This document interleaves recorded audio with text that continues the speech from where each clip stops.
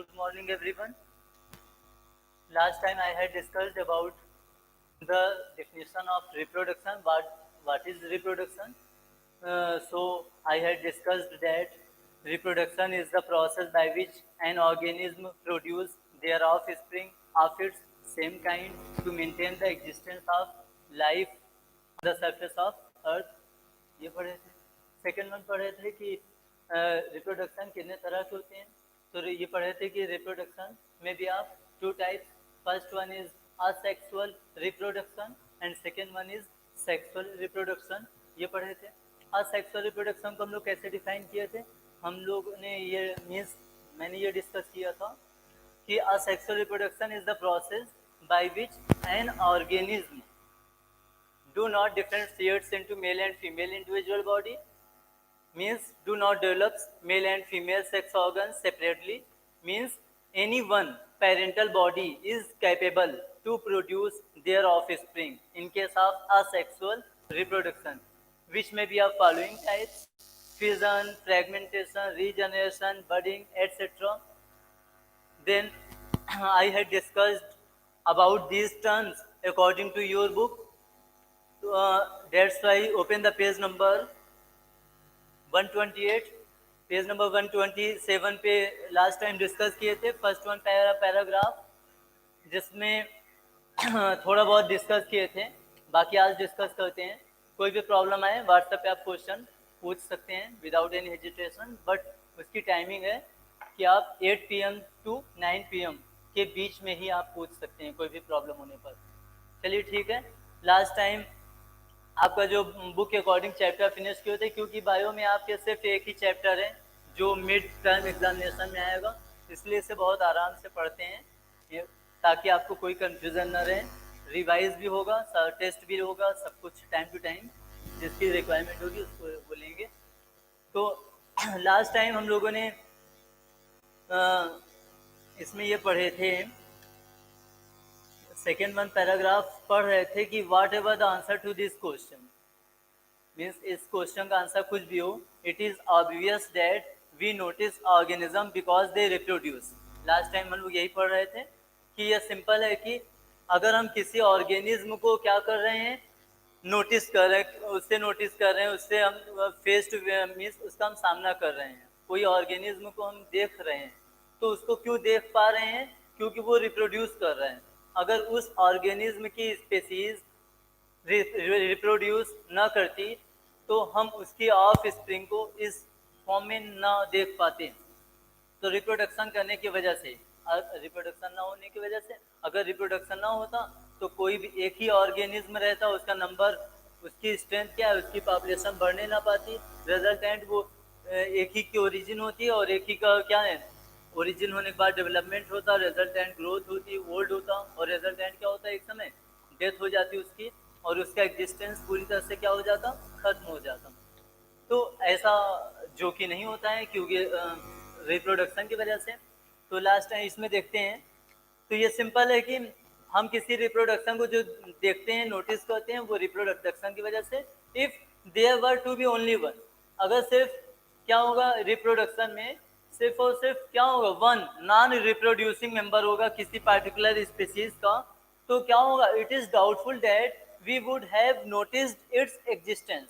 तब यह उसका एग्जिस्टेंस पॉसिबल होगा कि नहीं होगा, ये क्या हो जाता है, डाउटफुल हो जाता है, संदेहपूर्ण हो जाता है. मीन्स उस पर हम कंफर्मली नहीं कह सकते कि उसका एग्जिस्टेंस आगे मेंटेन रहेगा या नहीं रहेगा. आगे बताया गया, it is the large number of organism belonging to a single species that bring them to our notice. तो इसमें इसका मतलब क्या हुआ कि ढेर सारे ऑर्गेनिज्म जो किसी सिंगल स्पीसीज से क्या करते हैं, बिलोंग करते हैं, हम उन्हीं को नोटिस करते हैं, to bring them to our notice. How do we know that two different individual organisms belong to the same species. हम कैसे जान पाते हैं कि टू डिफरेंट इंडिविजुअल ऑर्गेनिज्म किसी सेम स्पीसीज से बिलोंग कर रहे हैं? तो उसका आधार, उसका बेसिस डिफरेंट हो सकता है, लेकिन उसमें कुछ सिमिलरिटीज होती होंगी, तभी तो हम कहते हैं कि वो ऑर्गेनिज्म एक जैसा है, वो पर्टिकुलर स्पीसीज से बिलोंग करेगा. तो उसका आंसर लिखा हुआ है यूजुअली वी से दिस, प्रायः अक्सर हम कहते हैं, क्यों? बिकॉज, क्योंकि they look similar to each other, हम किसी ऑर्गेनिज्म को, किसी एक ऑर्गेनिज्म को किसी दूसरे ऑर्गेनिज्म से अगर सिमिलर कहते हैं, उसके जैसा हूबहू बताते हैं, तब क्यों बताते हैं? क्योंकि उसमें कुछ सिमिलरिटीज, कुछ समानताएं पाई जाती हैं, जिसके आधार पे हम कह पाते हैं, जो हम देखते हैं, जो ऑब्जर्व करते हैं, तभी हम डिसाइड कर पाते हैं। अगर हमें वो सिमिलरिटीज ना दिखें, पता चला हम लोग क्या ह्यूमन बीइंग्स हैं, अदर वन प्लांट्स वगैरह हैं, हम लोग क्या है, मूव कर रहे हैं, प्लांट्स मूव नहीं कर रहे हैं। तो अगर एक ऑर्गेनिज्म को, हमें ह्यूमन बीइंग्स को प्लांट से रिलेट करने की कोशिश की जाएगी, तो वो क्या होगा? गलत होगा। तो वही बताया गया रिप्रोडक्शन में किसी ऑर्गेनिज्म को कैसे हम सिमिलर कहते हैं, कैसे मैच करते हैं। आगे बताया गया है, these reproducing organisms create new individuals that look very much like themselves. इस तरह से रिप्रोड्यूसिंग ऑर्गेनिज्म जो होते हैं, वो अपने जैसे ही हूबहू ऑफ स्प्रिंग को क्या करते हैं? प्रोड्यूस करते हैं। किस प्रोसेस के द्वारा? By the process of reproduction. Next one heading is given in your book is do organisms create exact copies of themselves? क्या ऑर्गेनिज्म एग्जैक्ट कॉपी अपनी तैयार करते हैं, प्रोड्यूस करते हैं रिप्रोडक्शन की प्रोसेस के द्वारा? तो उसका आंसर दिया है कि organism look similar because their body design are similar. Organisms, जो एक ऑर्गेनिज्म सिमिलर दिखाई देता है, क्यों? क्योंकि उसकी जो बॉडी डिजाइन होती है एक जैसी होती है। If body design are to be similar, यदि बॉडी डिजाइन क्या होगी? सिमिलर होगी, the blueprints for this design should be similar. तो जो इंटरनल कंपोजिशन है, चाहे वो जीन्स के जेनेटिक डिजाइन हो, क्रोमोसोमल डिजाइन हो, ओवरऑल, तो उसकी बात की गई। जो blueprint means body design, design plan, तो बॉडी का जो इंटरनल डिजाइन प्लान होगा वो भी क्या होना चाहिए? सिमिलर होना चाहिए। दस reproduction at its most basic level will involve making copies of the blueprints of the body design. इस तरह से रिप्रोडक्शन किस पर? इट्स मोस्ट बेसिक लेवल, अपने मोस्ट बेसिक लेवल पर क्या इन्वॉल्व करेगा? मेकिंग कॉपीज का बनना। किसकी कॉपीज का? ब्लूप्रिंट का। किसकी ब्लूप्रिंट? बॉडी डिजाइन की, ओवरऑल। आगे बोला in class 9th we learned that, हम क्लास 9th में सीख चुके हैं कि chromosomes in the nucleus of a cell contain information for inheritance of features from parents to the next generation in the form of DNA, that is deoxyribonucleic acid। ये बताया गया कि इसके पहले बताया गया कि क्रोमोसोम, न्यूक्लियस, सेल का जो main part, main functioning part क्या होता है? न्यूक्लियस होता है। तो न्यूक्लियस लास्ट टाइम हम लोग डिस्कस किए थे कि न्यूक्लियस किससे मिलकर बना होता है? क्रोमेटिन, हेटेरोक्रोमेटिन, और इन्हीं क्रोमेटिन फाइबर्स को हम कलेक्टिवली क्या बोलते हैं? क्रोमोसोम। मीन्स हम कह सकते हैं कि सेल का क्रोमोसोम पार्ट क्या होता है? सेल का न्यूक्लियस पार्ट किससे मिलकर बना होता है? क्रोमोसोम से मिलकर बना होता है। और ये the number and structure of a chromosome का नंबर और क्रोमोसोम का structure always remains constant through successive generations. Means सारी जनरेशंस में, हर एक पीढ़ी में, किसी पार्टिकुलर स्पीसीज की जितनी भी पीढ़ी पॉसिबल होंगी, किसी भी स्पीसीज में क्रोमोसोम का नंबर और स्ट्रक्चर ऑलवेज क्या होता है? सेम रहता है, फिक्स रहता है। इनका नंबर, इनका स्ट्रक्चर कभी भी चेंज नहीं होता है। अगर स्ट्रक्चर और नंबर क्रोमोसोम का चेंज होता है, तब हम क्या कहेंगे? उसे वेरिएशन कहेंगे या क्रोमोसोमल एब्रेशन कहेंगे। मीन्स एबनॉर्मल स्टेज होगी ये। और एबनॉर्मल स्टेज होने में तो जो बॉडी, जिस तरह से पेरेंट्स की जो बॉडी होगी, उनकी ऑफ स्प्रिंग की भी बॉडी वैसे ही हो, ये जरूरी नहीं है। बॉडी डिजाइन क्या हो जाएगा? चेंज हो जाएगा क्रोमोसोम की वजह से। इसलिए हम बोलते हैं कि chromosome are responsible for carrying certain information from parents to their offspring for the existence of particular species on the surface of earth etcetera, like this. आगे वही बात बताया गया क्रोमोसोम। और क्रोमोसोम ये कह सकते हैं न्यूक्लियस में, ये जो क्रोमोसोम इंफॉर्मेशन ट्रांस, हम लोग लास्ट टाइम ये भी बोले थे कि क्रोमोसोम के स्मॉल सेगमेंट को ही हम लोग क्या कहते हैं, डीएनए कहते हैं। डीएनए और जो डीएनए है, डीएनए क्या है, डीएनए में be defined as a genetic material. DNA में be defined as a kind of nucleic acid, means जो क्रोमोसोम का वह पार्ट जो इंफॉर्मेशन को, जो सर्टेन इंफॉर्मेशन को पेरेंट से उनके ऑफ स्प्रिंग में ट्रांसफर करेगा, ले जाएगा, वो इंफॉर्मेशन कैरियर है। तो इंफॉर्मेशन कैरियर जो न्यूक्लियस में पाया जा रहा है, तो उसके उसे क्या बोलते हैं, न्यूक्लिक एसिड बोलते हैं। न्यूक्लिक एसिड कितने तरह के होते हैं, 2 तरह के होते हैं, जो इंफॉर्मेशन को पेरेंट्स हैं उनके ऑफ स्प्रिंग में ले जाने का काम करते हैं। न्यूक्लिक एसिड फर्स्ट वन कौन होता है, डीएनए होता है, deoxyribo nucleic acid.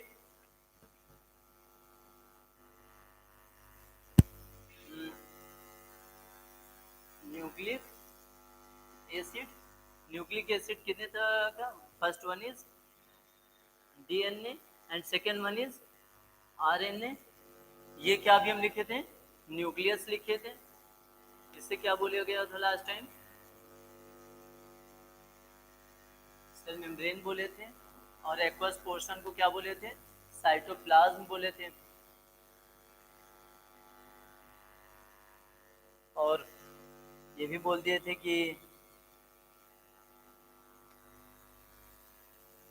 Nucleus is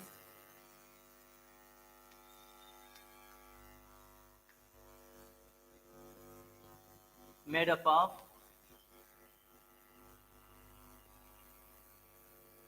chromosomes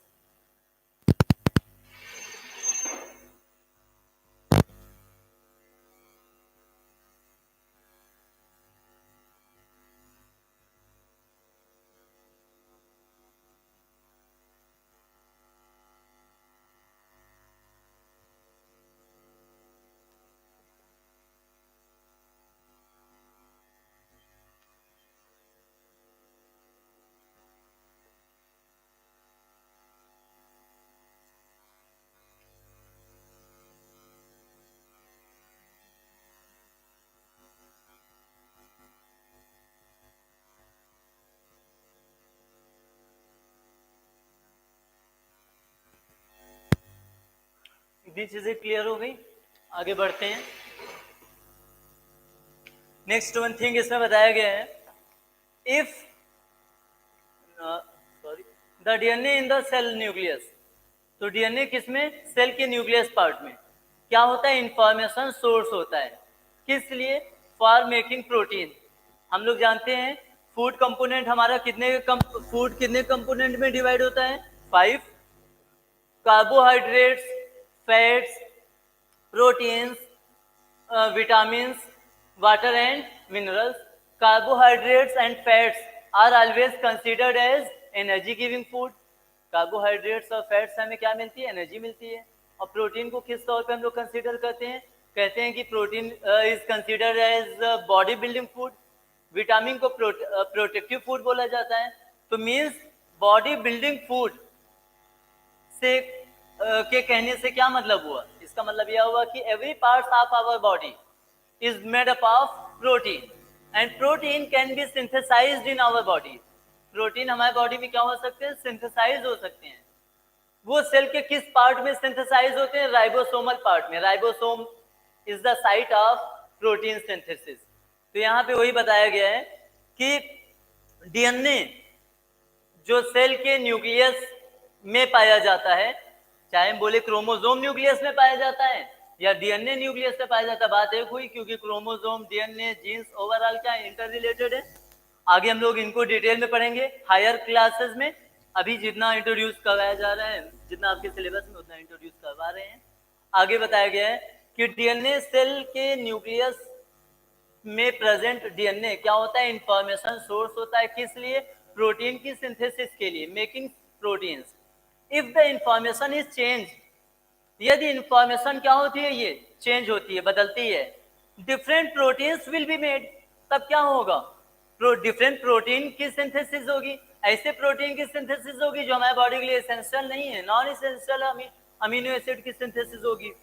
जब नॉन एसेंशियल प्रोटीन की सिंथेसिस होगी तो नॉन रिक्वायर्ड बॉडी पार्ट्स क्या होंगे, फॉर्म होंगे। Different proteins will eventually lead to altered body design. और फाइनली क्या होगा, जब डिफरेंट प्रोटीन की हमारे बॉडी में सिंथेसिस होगी तो बॉडी डिजाइन क्या होगी, फाइनली अल्टर्ड हो जाएगी, चेंज हो जाएगी। Thank you so much. I will discuss about the next one in the next class.